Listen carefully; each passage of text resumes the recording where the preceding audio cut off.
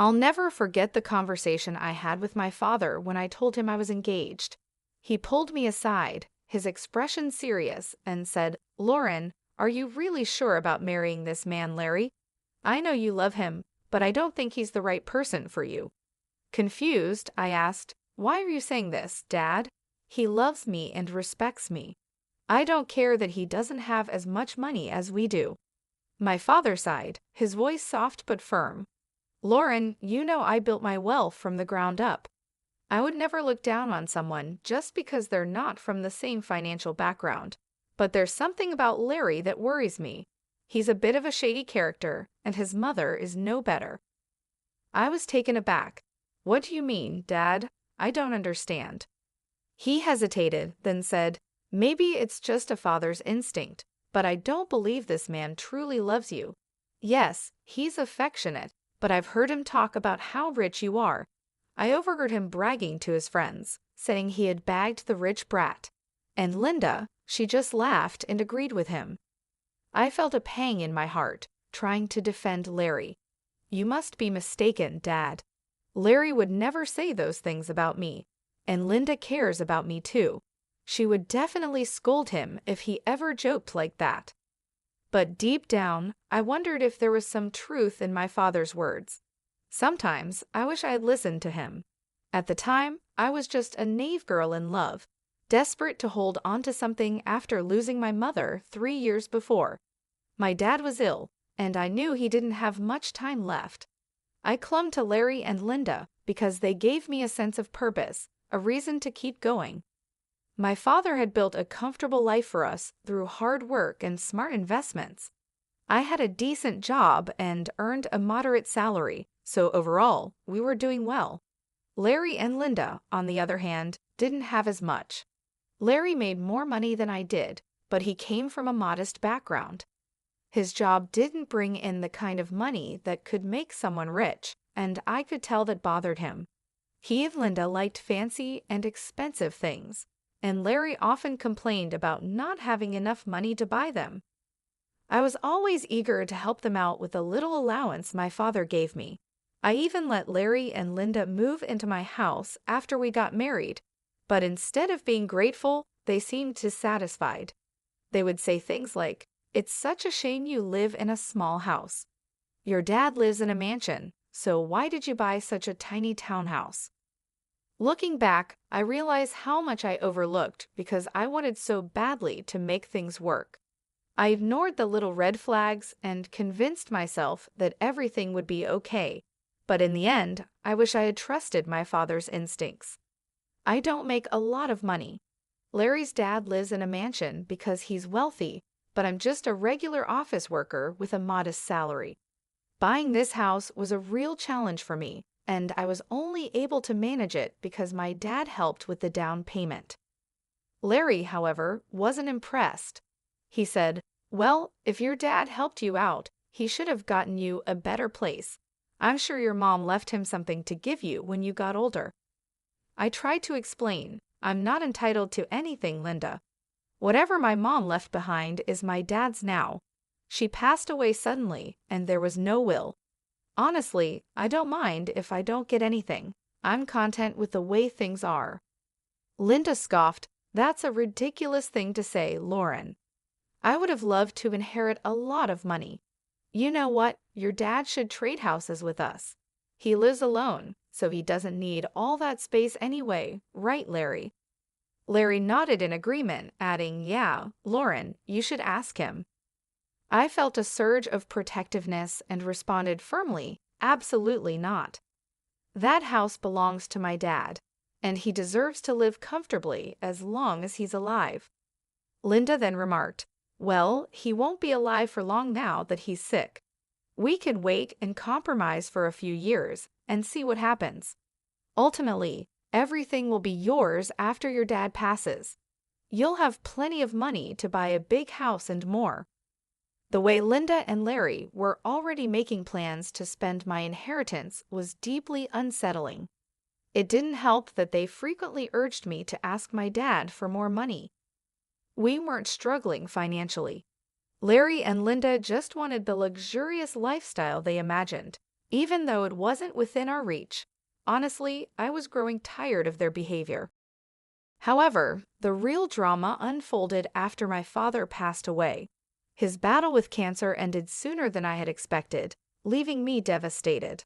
I was heartbroken, but Larry and Linda offered little support. Instead, they were more concerned about the date of the will reading and showed no interest in helping with the funeral arrangements. To make matters worse, they even refused to attend the funeral, saying that my dad was no one to them. At that moment, I was overwhelmed with grief and anger. My dad's warnings kept echoing in my mind, and I couldn't help but feel suspicious of Larry and Linda.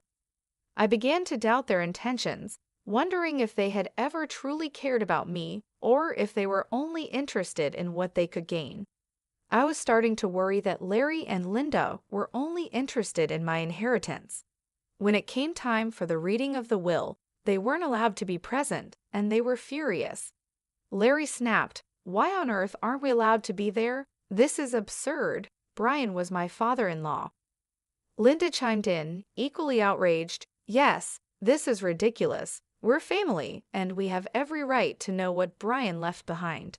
At the very least, my son should be allowed to be there." I tried to keep calm and explained, "Your son isn't mentioned in the will, Linda, so he doesn't have the right to be there. Why are you two so fixated on the inheritance? You didn't even bother to come to the funeral." It was ironic how suddenly my dad mattered to them when it came to the possibility of getting some money. I was really annoyed with both Linda and Larry, but what made things worse was how relentless they were. As soon as I got back from the will reading, they pounced on me, eager for details. They weren't allowed to see the will themselves, and that only made them more persistent. I was struggling with the grief of losing my father, but instead of offering any words of comfort, they were only interested in one thing. Linda asked bluntly, "So, we've been wondering for a while now.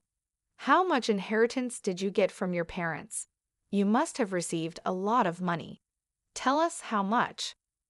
I looked at them and said, "Unfortunately, my parents didn't leave me any money, so I didn't receive anything."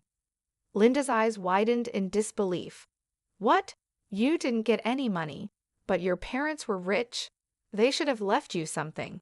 "I don't believe you didn't get any money. You're lying to us. There's no way your parents didn't leave you a single penny." Larry joined in, pressing me, "No money at all. The will didn't even mention you getting any kind of money. You can't be serious." I sighed and tried to stay patient. "No, Larry, there was no money in my inheritance.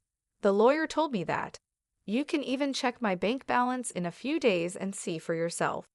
"But what about all their wealth?" Linda asked, her voice edged with frustration. "You're their only child. Who's going to get everything they had?" I shook my head and said, "I don't know about that, Linda. The lawyer just told me I didn't get any money, and honestly, that's okay with me. It was my parents' money, and it's up to them who they chose to leave it to." Linda looked furious and blurted out, "That's ridiculous. You need to fight for that money. It should be yours." "There is no money, Larry," I repeated firmly. They didn't have much left in the end, and whatever was left, they gave to charity. They had been planning this for a while. Larry and Linda looked completely taken aback, anger simmering just below the surface. I couldn't understand why they were so upset. I almost gave in and told them everything, but something held me back. There was a growing doubt in my mind that my husband and mother-in-law were up to something that wasn't in my best interest. I decided to wait and see how they would react, but they didn't let up. Larry and Linda kept pressuring me for more information, as if they didn't believe what I had told them. The more they pushed, the more uneasy I felt, sensing that there was more to their behavior than just disappointment over the inheritance. I decided enough was enough. I told them firmly that I didn't get any money and even offered to show them my bank account in a few days.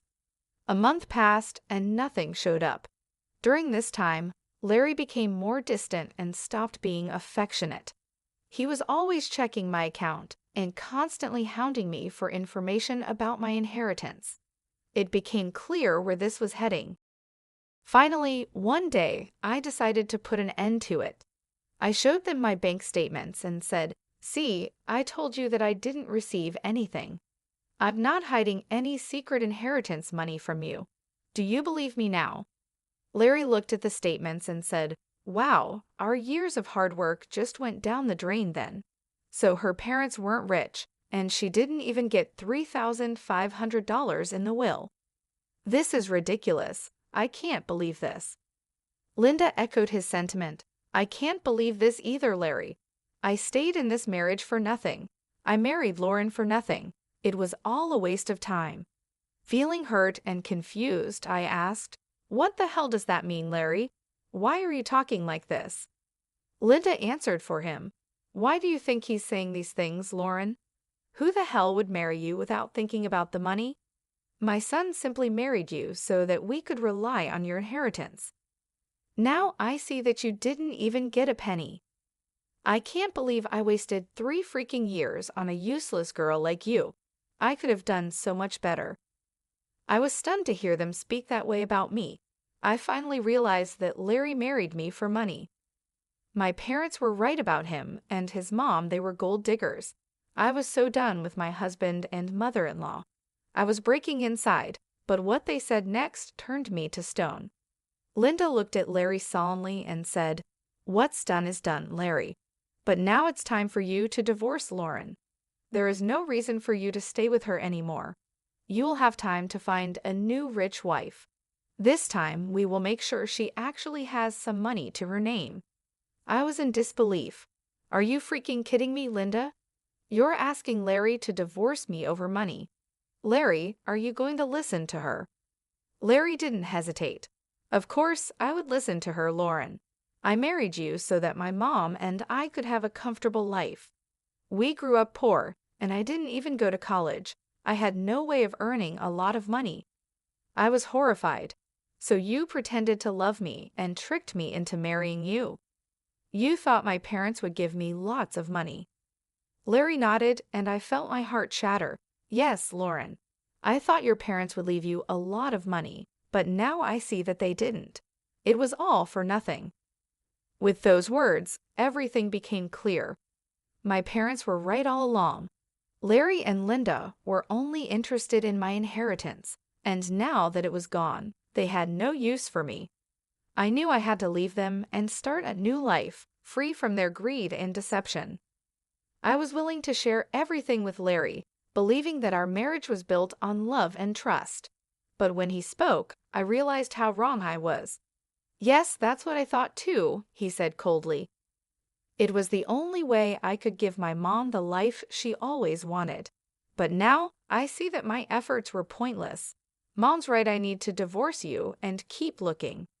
His words hit me like a ton of bricks. The casual, almost indifferent way he talked about ending our marriage made me question my own sanity. How could he be so detached, so unfeeling? Linda and Larry continued to voice their frustration, complaining about the marriage and about me, but I stopped listening. I was too overwhelmed, too lost in my thoughts, trying to process what they had just said. Their complete lack of emotion and Larry's sudden change in behavior were both heartbreaking and infuriating. At first, I felt a wave of anger rise up inside me.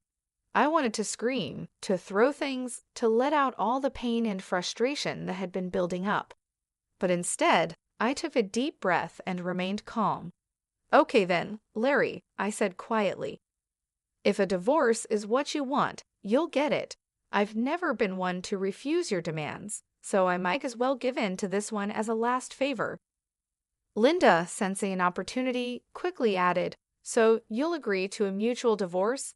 It'll save us both a lot of money. And don't even think about trying to get alimony from my son. We'll fight you every step of the way.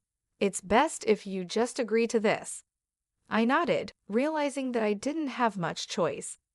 "You're right, I don't have a lot of money right now. So I've decided on something. I'll agree to a mutual divorce, but only if you sign a clause stating that we won't share any of our assets. We'll each walk away with what we have, and nothing more." Larry agreed without hesitation. "That's not a problem at all. You don't have much, and neither do I at the moment. If you can forego alimony, I'll sign the divorce papers and won't claim anything from you." We discussed the details of the divorce, making sure we were on the same page. I could see the relief on their faces. They were both happy that I wasn't making a fuss. I guess they didn't expect me to be so calm about it. But the truth was, ever since that day, I had been crying on my way to and from work. I would sit in the parking lot of my office, crying for an hour before and after work, trying to pull myself together. Larry never noticed my puffy eyes, never asked why I was leaving early for work or coming home late. Linda didn't even bother looking at me after she found out I had no money. Their behavior only made me more determined to get out of the marriage as soon as possible. I knew I had to stay strong and move on with my life. Even though it hurt deeply, I was ready to close this chapter and start anew. The way they treated me, the way they were more interested in money than in our relationship, made me realize that I deserved better. I deserved to be with someone who loved me for who I am, not for what I could offer them financially. In the end, I agreed to the mutual divorce, and I made sure that we each kept our own assets. It was a painful process, but I knew it was the right decision. I had to let go of the life I thought I had and focus on building a new one, free from the greed and deception that had poisoned my marriage. I decided that I needed some space from Larry and Linda, so I had them move out of my house and into a rented place nearby. They settled in quickly, and while we waited for the divorce to be finalized, Larry kept his word and didn't demand a share of my house. I also didn't ask for any alimony. In his eyes, it was a fair deal, but I had no idea how much I had underestimated the situation. The truth of it all came to light on the day our divorce was finalized.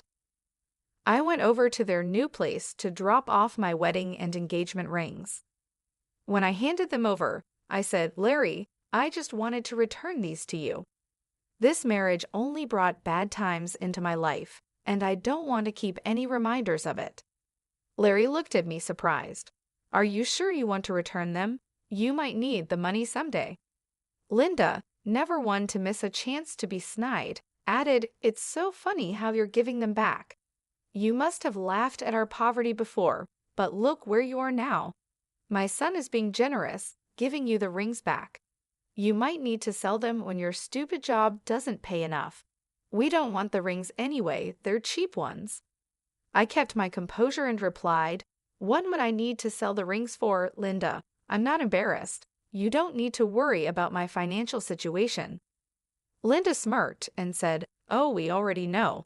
Your parents didn't leave you anything, probably because they lost everything due to bad financial decisions, leaving their daughter with nothing." At that point, I couldn't help but laugh out loud. Linda looked puzzled, and so did Larry. I could see that Larry was annoyed by his mother's behavior and also surprised by my laughter. Linda snapped, "Why the hell are you laughing? Did I say something funny?" I looked her straight in the eye and said, "It's hilarious that you think I'm destitute, Linda. It's also funny that you believe my parents lost all their fortune." Linda, clearly offended, retorted, "Well, of course you're destitute. Your parents didn't even leave you a penny. They must have messed up and ruined your life by not leaving you an inheritance." I smiled and said calmly, "I never said I didn't receive an inheritance, Linda. I simply told you that I didn't get any money.